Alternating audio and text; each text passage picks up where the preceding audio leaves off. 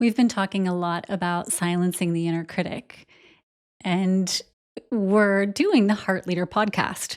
So, a lot of what might be on people's hearts and minds is what in the world does silencing the inner critic have to do with being a heart leader? Just like they were asking at certain points around what in the world does it have to do with your organization, Suivera, and it being associated with your non or all faiths and non exclusive church that you have going on. And I would like to dive into the topic one around what it has to be a heart leader, because the topic that you and I were discussing before we started, which is how that inner critic causes us to project onto our friends and our family, and especially our romantic partners. And often those projections don't always have a reality base to them.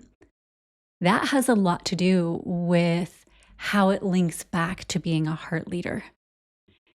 And I would like to weave that, do the weave Weave. around why the inner critic gets in and starts to break down our ability to be a strong heart leader, whether that's us being in leadership positions or just leading our lives.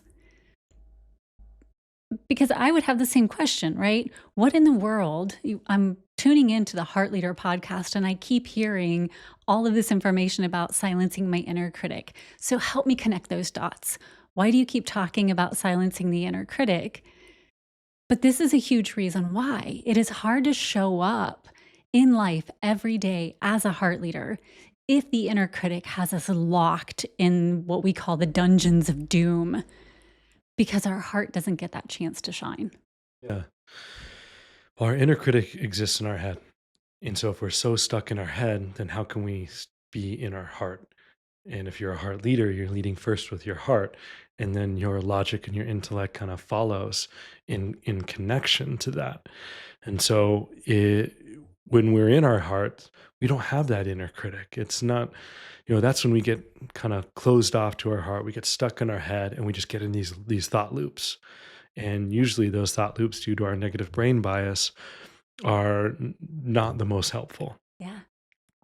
right? And so to kind of really make it as simple as possible, that's kind of like the the quick version of it. Yeah.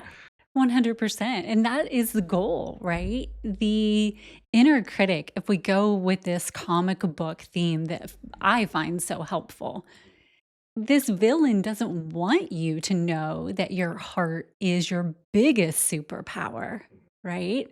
So it is going to cut you off at the throat. And it will not allow you to know that you have this superpower of being a heart leader and stepping into your full power as such. So, we really wanted to start at this entry point of saying it is not that certain people are born to be leaders and certain people have these super skills or this it factor that is just inherent. Now, certain people are prone to having different skills, but we all are born with innate super skills or superpowers that resonate from within us. So we are all born to be our own versions of, I believe, superheroes. Mhm.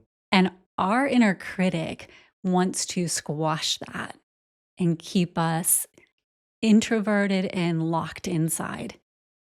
And our goal as heart leaders to other heart leaders is to say, no, get out of that prison and find your superpowers and become the superhero that you were meant to be. Not the one that somebody else was meant to be, the one that you were meant to be.